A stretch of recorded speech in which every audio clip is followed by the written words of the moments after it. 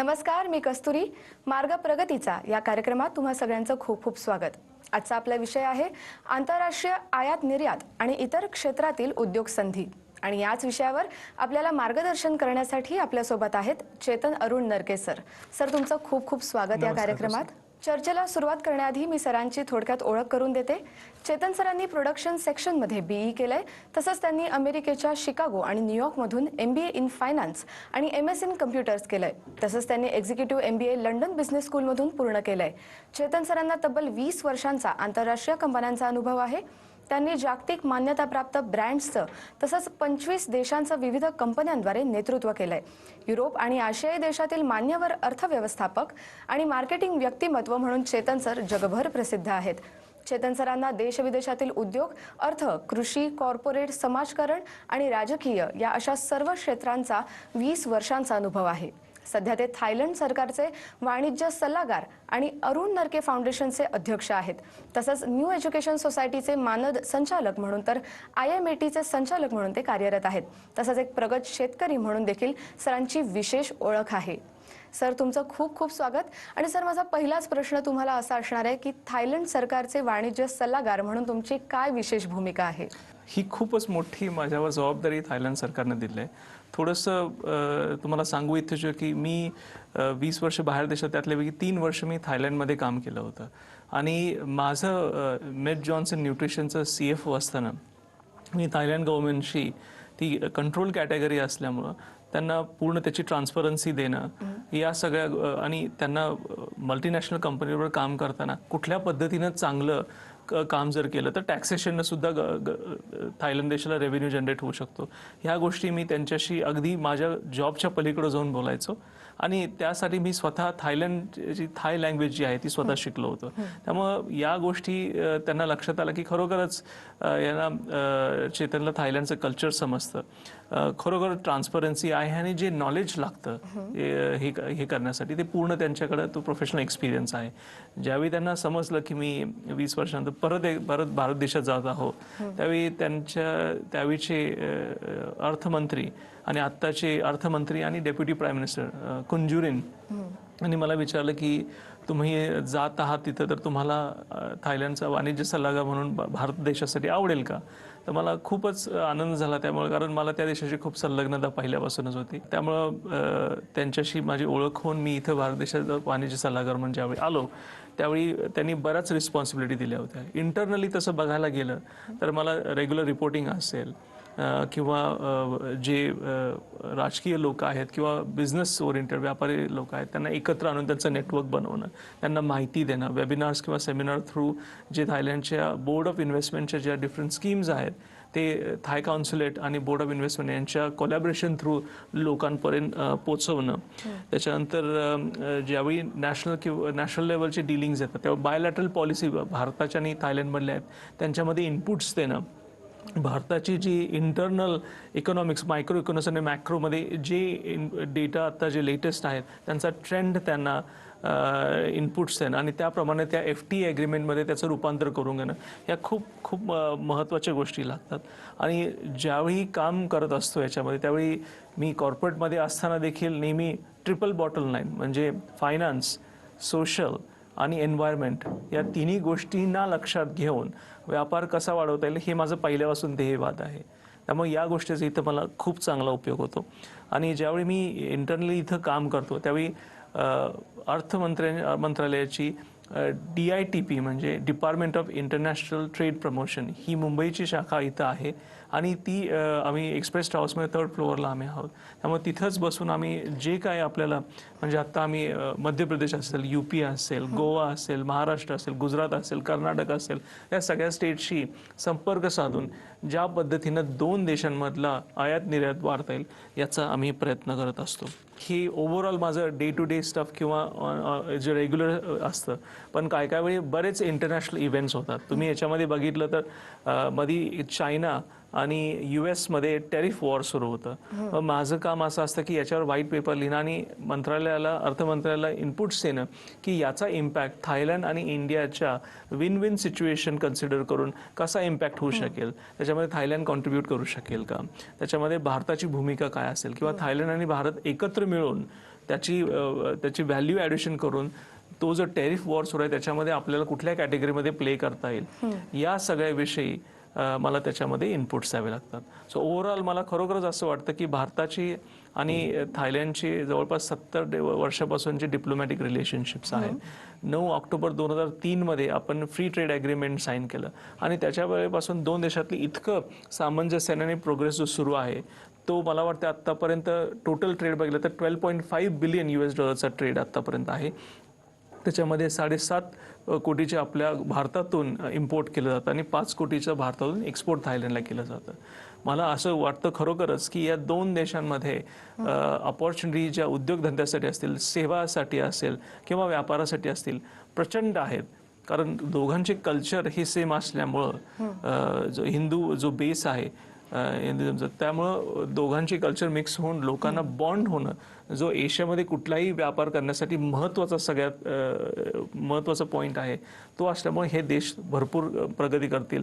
आणि मला असं वाटतं ॲज अ ट्रेड ॲडवायझर किंवा वाणिज्य सल्लागार म्हणून मला जेवढं त्याच्यामध्ये इनपुट्स येतील आणि दोन देशामध्ये विन विन सिच्युएशन तयार करून पॉलिसीजमध्ये चेंजेस जे आहेत ते फ्री ट्रेड ॲग्रीमेंट जेवढे करता येतील मे बी ते नॅशनल लेवलला असतील किंवा स्टेट लेवलला असतील त्याला आम्ही मिनी FTA असे म्हणतो. आता जस्ट आम्ही तेलंगणाबरोबर आता रिसेंटली साईन केला आहे.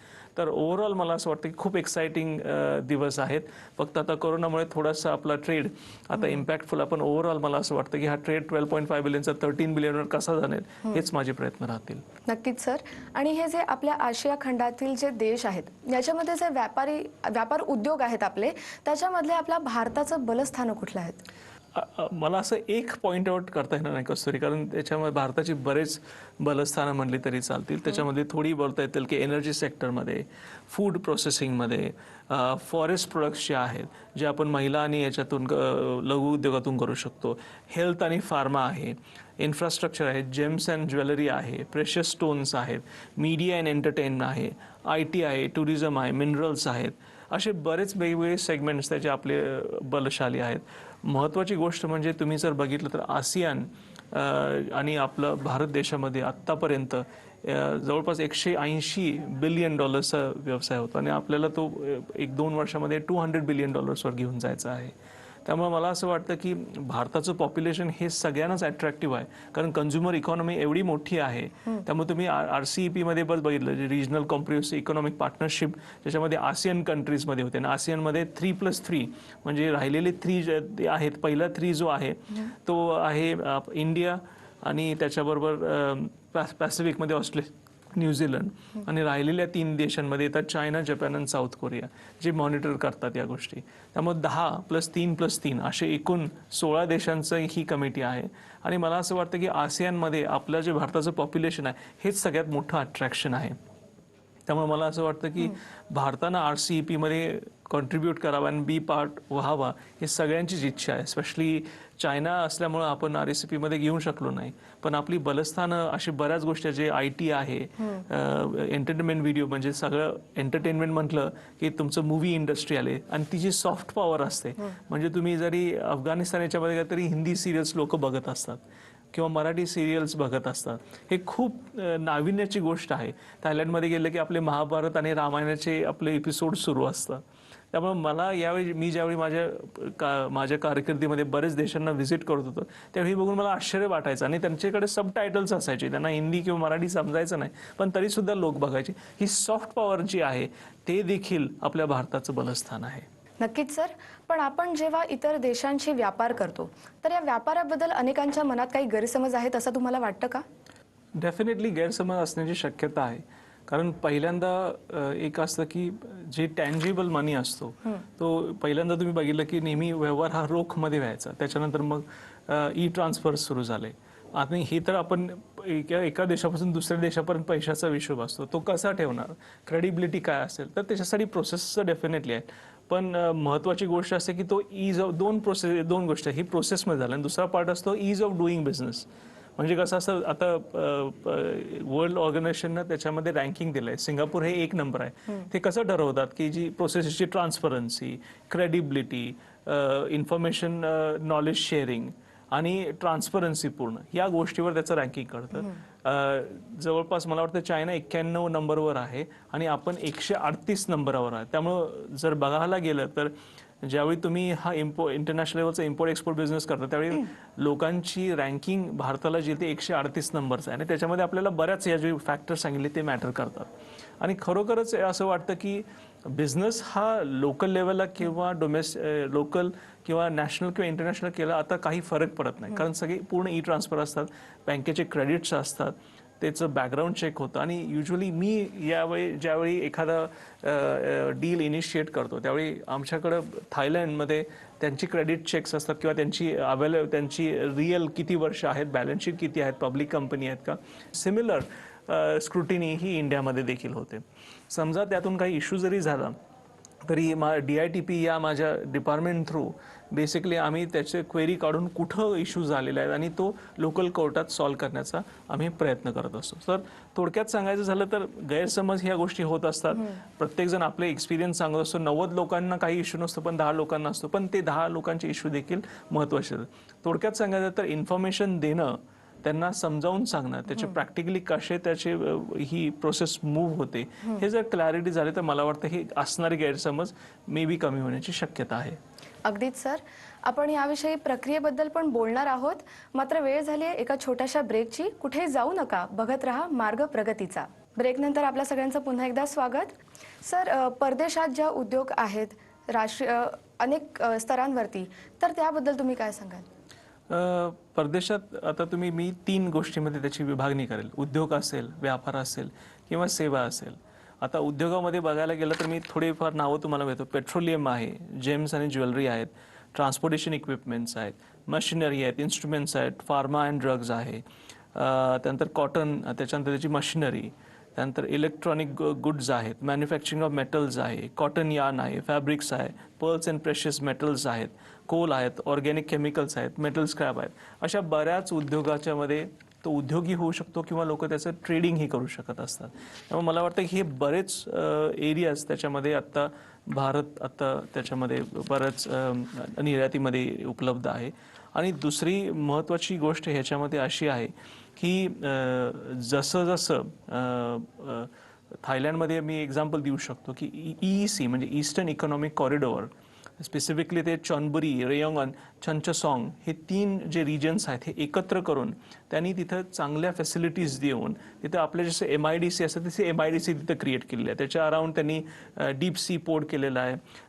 रेयोंगचं त्यांचं उटापाव म्हणून हे नवीन एअरपोर्ट आहे तेही तिथं क्रिएट केलं आहे. असंच एक्झाम्पल मी तुम्हाला म्यानमार किंवा व्हिएतनाममध्ये देऊ शकतो की म्यानमारमध्ये डानवाईचं डीप एअरपोर्ट आहे, की व्हिएतनाममध्ये वांग टॉल किंवा लाम चुंबांग हे सगळे मोठे व्हिएतनामचे डीप सी पोर्ट्स आहेत.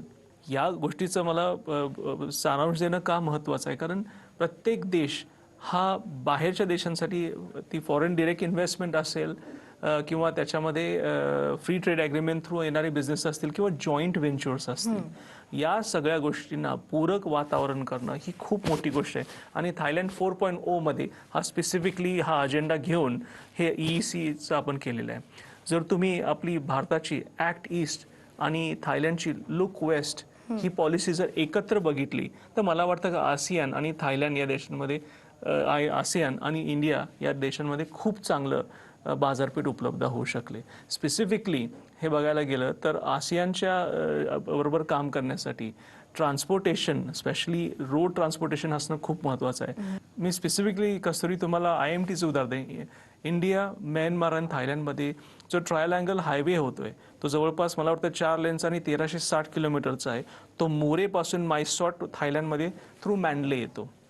आणखी एक BBIN जो हायवे आहे म्हणजे बांगलादेश, भूतान, इंडिया आणि नेपाळ याच्या देखील सुद्धा मोटर व्हेकल ॲग्रीमेंट होऊन तो आता त्याच्यात हायवे व्हायला लागला आहे. त्यामुळे तुम्हाला लक्षात येईल की ज्यावेळी हे सगळे रोड होत असतात आणि स्पेसिफिकली IMTला बांगलादेशने सुद्धा अप्रोच केले, की आधी पहिल्यांदा नाही म्हणले होते पण आता त्यांनी अप्रोच केले, कारण सगळ्याच देशांना लक्षात आलं की जेव्हा वर्ल्ड इकॉनॉमी खूप स्टेबल होती किंवा डिक्लायनिंगमध्ये होती, जे डेव्हलप मार्केट म्हणजे ऑस्ट्रेलिया, न्यूझीलंड किंवा US किंवा UK किंवा युरोपियन मार्केट्स आहेत ते डिक्लाइन होत होते, त्यावेळी आपण इमर्जिंग आणि डेव्हलपिंग मार्केट हे खूप वर जातोय.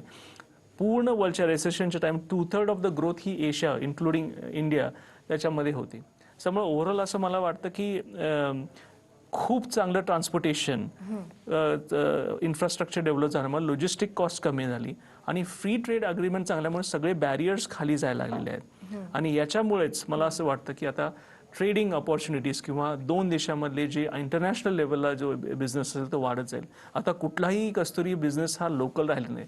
नेहमी act locally do business globally असं जे आहे ते आता खरं आहे. कुठलाही बिझनेस आहे तर लोकल कॉम्पिटिशन आहे ती ग्लोबलच असते नेहमी. सर अगदी खरं आहे. पण तुमचं हे जे कार्य आहे आणि तुमचं जे आंतरराष्ट्रीय देशांशी असलेले संबंध आहेत याचा आपल्या महाराष्ट्रातील किंवा देशातील महिला बचत गट किंवा लघु आणि सूक्ष्म उद्योग आहेत यांना कशी मदत होईल? मला असं वाटतं की अनलिमिटेड अपॉर्च्युनिटी आहेत. पण मला असं वाटतं की नवीन क्रिएटपेक्षा जे आपल्या हातात आहे, स्पेशली आपला जो महाराष्ट्राचा ॲग्रिकल्चर बेस आहे त्या ॲग्रिकल्चर बेसमध्ये आता महिला बचत गट बऱ्याच ठिकाणी आपल्या पश्चिम घाटामध्ये म्हणजे सगळे आपले जंगल आपले जवळपास कोल्हापूर जिल्ह्याचं उदाहरण गेलं तर जवळपास 19% आपली जमीन ही फॉरेस्ट खाली आहे. त्याच्यातून जांभळ असेल, करवंदी, रानमेवा ज्याला म्हणतो, हनी असेल, त्याच्यानंतर सगळे जे आपली हर्बल औषधं आहेत त्याच्यामध्ये मग शिकाकाई आलं, मका आलं, या सगळ्या ज्या गोष्टी आहेत त्याचा जर आपण पूर्णपणे व्यवस्थित त्याचा पल्प असेल, त्याचा जॅम असेल, त्याचा सॉस असेल किंवा त्याचं व्यवस्थित ड्राय करून त्याचं पॅकेजिंग करून मला वाटतं की या गोष्टींचं स्पेशली करोनानंतर इम्युनिटी बेसिससाठी स्पेशली आपण हळद आणि या गोष्टी माझ्या मागच्या एपिसोडमध्ये आपण बोललो असताना स्पेसिफिकली की ॲग्रिकल्चरमध्ये आपल्याकडे जी सांगलीची हळद आहे या सगळ्या गोष्टींचा हर्बल गोष्टींचा जर विचार करून केला तर मला वाटतं लघु उद्योगाला खूप मोठी अपॉर्च्युनिटी ते एक्झिस्ट आहे. त्याच्यानंतरचा जो विषय येतो त्याच्यामध्ये असेल कपडे शिवकाम असेल, शर्ट पॅन्ट बनवणे, कारण एशियामध्ये फॅशन ही खूप मोठ्या ट्रेंडवर आहे आणि आपल्याकडं जे कल्चर आहे त्याच्यातून वेगवेगळ्या गावांमध्ये वेगवेगळे कल्चर असल्यामुळं त्याच्यातून नवीन निर्मिती करता येईल. याचा मी तुम्हाला एक सांगतो की एक वस्तू एक जिल्हा किंवा एक वस्तू एक गाव, जसं ओटॉप ही कॉन्सेप्ट थायलंडमध्ये आहे, म्हणजे एक गाव एक वस्तू जसं आहे तसं मला वाटतं इथं जर केलं तर कल्चरल बॉन्डिंग जर आपलं स्ट्रॉंग असेल तर मला खरोखरच वाटतं की बाकीचे व्यापार हे सोपे होऊन जातात. आणि नशिबानं आपल्याकडे ते कल्चरल बॉन्डिंग या दोन देशामध्ये पहिल्यापासून आहे. मला वाटतं लघु उद्योगामध्ये जी आहे आपली जी सांस्कृतिक किंवा जी पिढी जात आपली जी कोल्हापुरी चप्पल असेल किंवा आपले शाल असतील, काही घोंगडी असेल, ह्या गोष्टी आपल्याला मला वाटतं की आंतरराष्ट्रीय बाजारपेठात विकता येतील आणि याला फक्त त्याचं मार्केटिंग करणं. त्यामुळे मी असा प्रयत्न करतो की आपले जे सांस्कृतिक मिनिस्टर आहेत आणि थायलंडचे जे ओटॉप आहे यांचा दोघांचा संगम जर मिळून आणला तर त्याच्यामध्ये एकमेकाच्या कलांना समजून घेणं, त्यांना शिकवणं, इकडचे कलाकार थायलंडमध्ये घेऊन जाणं किंवा थायलंडचे कलाकार इथून त्यांना शिकवणं, या गोष्टी जर केल्या तर कल्चरल एक्सचेंज थ्रू एकत्र कमर्शियल बेस्ड प्लॅटफॉर्मवर तो ई प्लॅटफॉर्म असेल किंवा फिजिकल बेस्ड असेल आपल्याला करता येईल आणि त्याचा खूप त्याला फायदा होईल. अगदीच सर, खूप महत्त्वाची गोष्ट तुम्ही सांगितलीत. आता कुठलाही व्यापार म्हटलं की त्याचं फ्युचर प्लॅनिंग आलंच. तर तुमच्या दृष्टीने काही पुढच्या 5 वर्षांचं विजन डॉक्युमेंट तयार आहे? तसं बघायला मिळालं मॅडम 3 ते 4 सेक्टर माझ्या डोक्यामध्ये अगदी रुजलेले आहेत आणि मी ओपनली हे सांगू शकतो. हेल्थ केअर त्याच्यामध्ये मला वाटतं खूप मोठा स्कोप आहे. स्पेशली आता जी कोविडची सिच्युएशन आहे त्याच्यामध्ये सगळे रेकॉर्ड्स डिजिटली अवेलेबल असणं, एकत्र करून तो डेटा एक प्लॅटफॉर्ममध्ये आणणं, मला वाटतं त्याच्यामध्ये खूप मोठी व्हॅल्यू ॲडिशन दोन्ही देशांसाठी आहे आणि ते आय टी सर्व्हिसेस भारतासारखे प्रगतशील आय टी सेक्टरमध्ये चांगलं देऊ शकेल थायलंडला. दुसरं मला असं वाटतं की हर्बल मेडिकेशन्स या गोष्टी आहेत त्या खूप इम्पॉर्टंट आहेत आणि आपल्याकडे त्याचं काय म्हणतात त्याची स्ट्रेंथ आहे आपली भारताची, ते आपण त्यांच्याशी शेअर करू शकतो. तिसरी महत्त्वाची गोष्ट असेल की त्याच्यामध्ये लोकांना स्वतःसाठी टाईम मिळण्यामध्ये कॉस्मेटिक्स किंवा मेकअपचे साहित्य, लोकांना खरोखरच आपल्याला जसं आधी वाटायचं की स्त्रियाच फक्त स्वतःची, आता पुरुषही स्वतःची काळजी घ्यायला लागले, त्यामुळे तोही सेक्टर आहे. त्याच्यानंतर मला असं वाटतं की एंटरटेनमेंट जी सॉफ्ट पॉवर असते, तर मला असं वाटतं की मूव्ही क्रिएशन, त्याच्यानंतर शॉर्ट फिल्म्स, ॲडव्हर्टाइजमेंट या गोष्टी करू शकतो.